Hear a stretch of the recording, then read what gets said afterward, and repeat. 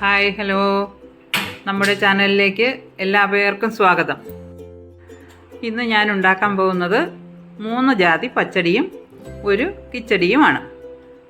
പാവയ്ക്ക പച്ചടി, പൈനാപ്പിൾ പച്ചടി, വെള്ളരിക്ക പച്ചടി, ബീട്രൂട്ട് കിച്ചടി. അപ്പോൾ നമുക്ക് നോക്കാം. ആദ്യം പാവയ്ക്ക പച്ചടിക്ക് പാവയ്ക്ക നല്ലപോലെ വറുത്തെടുക്കണം. വളരെ ഈസിയാണ് കേട്ടോ, ഒരു പാടും ഇല്ല. ഇത് ട്രിവാൻഡ്രം സൈഡിലൊക്കെ കല്യാണ സദ്യയ്ക്ക് കിട്ടുന്ന പച്ചടിയാണിത്. ഇതിനധികം പണിയൊന്നുമില്ല അങ്ങനെ കേട്ടോ, സിമ്പിൾ പ്രോസസ്സാണ്. ഓണമൊക്കെ ആകുമ്പോൾ നമുക്കെല്ലാം കൂടെ ഒക്കെ ഉണ്ടാക്കി വരുമ്പോൾ ഒത്തിരി സമയമെടുക്കും. അത് കാരണം പലതും ഞാനങ്ങ് മടിക്കുവാണ് ചെയ്യുന്നത് വയ്ക്കാൻ. ഇതെന്ന് വെച്ചാൽ ഒരു 3-4 ജാതി പച്ചടി വയ്ക്കുമ്പോൾ അരമണിക്കൂർ അത്രയൊക്കെ എടുക്കുകയുള്ളൂ. കണ്ടോളൂ കേട്ടോ.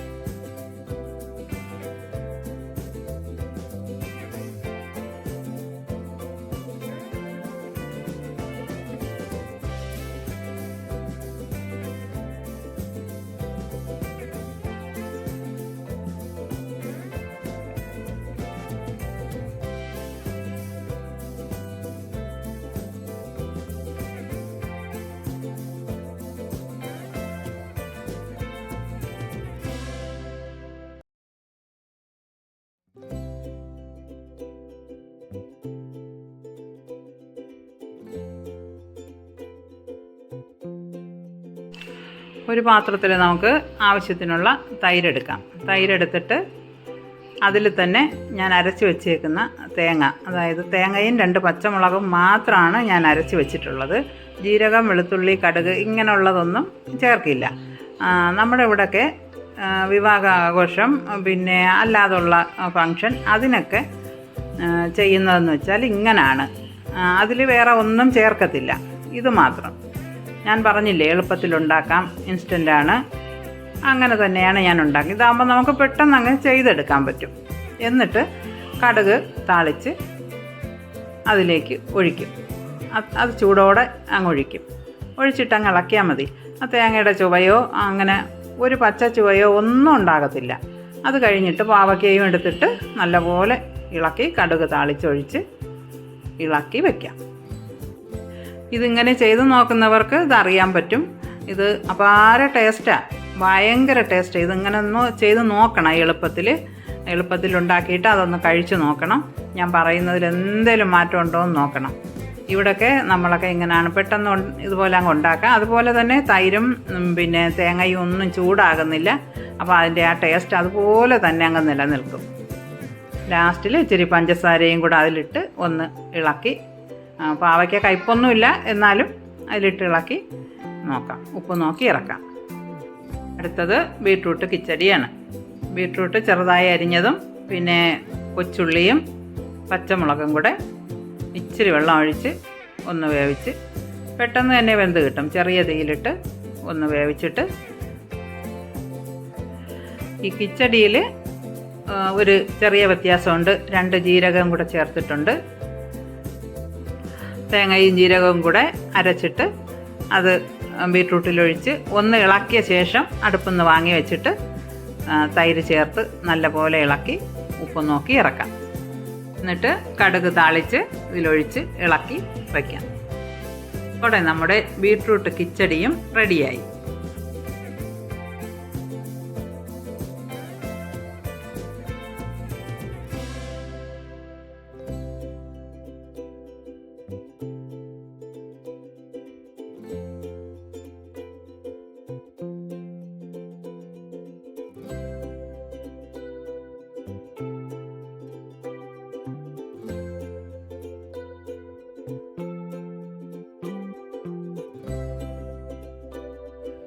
ഇനി നമുക്ക് വെള്ളരിക്ക പച്ചടി വയ്ക്കാം.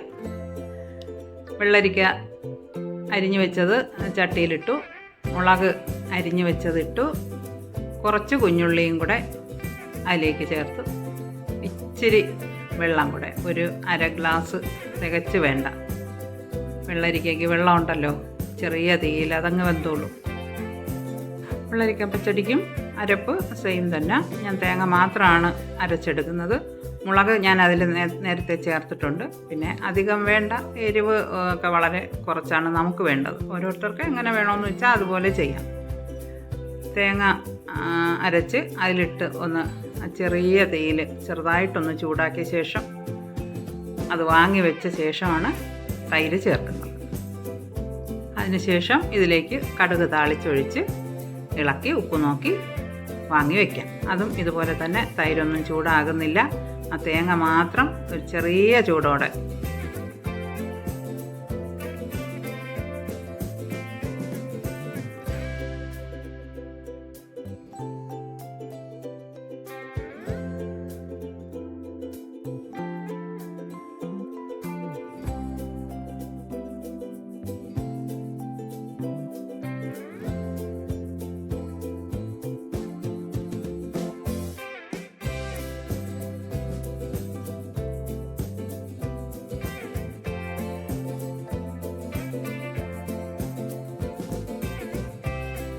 അങ്ങനെ നമ്മുടെ വെള്ളരിക്ക പച്ചടിയും റെഡിയായി കഴിഞ്ഞു. അടുത്തത് നമുക്ക് പൈനാപ്പിൾ പച്ചടി ഉണ്ടാക്കാം. പൈനാപ്പിൾ അടുപ്പത്ത് വെച്ചു, ഇച്ചിരി വെള്ളം ഒഴിച്ചു, മുളകിട്ടു, മഞ്ഞൾപ്പൊടിയും ഇട്ട്, ഒരു 1/4 ടീസ്പൂൺ മുളക് പൊടിയും കൂടെ അതിൽ ചേർത്തു. പിന്നെ പതിവ് പോലെ തേങ്ങ മാത്രം അരച്ച് അതിൽ ചേർത്ത് വാങ്ങി വെച്ചിട്ട് തൈര് മിക്സ് ചെയ്തു. മുളക് പൊടിയുടെ കളറൊന്നും അതിലുണ്ടാവത്തില്ല, നല്ല മഞ്ഞ കളറായിരിക്കും. പിന്നെ കടുക് താളിച്ചൊഴിച്ചു. അങ്ങനെ നമ്മുടെ പൈനാപ്പിൾ പച്ചടിയും റെഡിയായി. എൻ്റെ ഈ 3 പച്ചടിയും 1 കിച്ചടിയും നിങ്ങൾക്ക് എല്ലാവർക്കും ഒന്ന് ഇഷ്ടമായാൽ ലൈക്ക് ചെയ്യണം, കമൻറ്റ് ചെയ്യണം, സബ്സ്ക്രൈബ് ചെയ്യണം. ബൈ.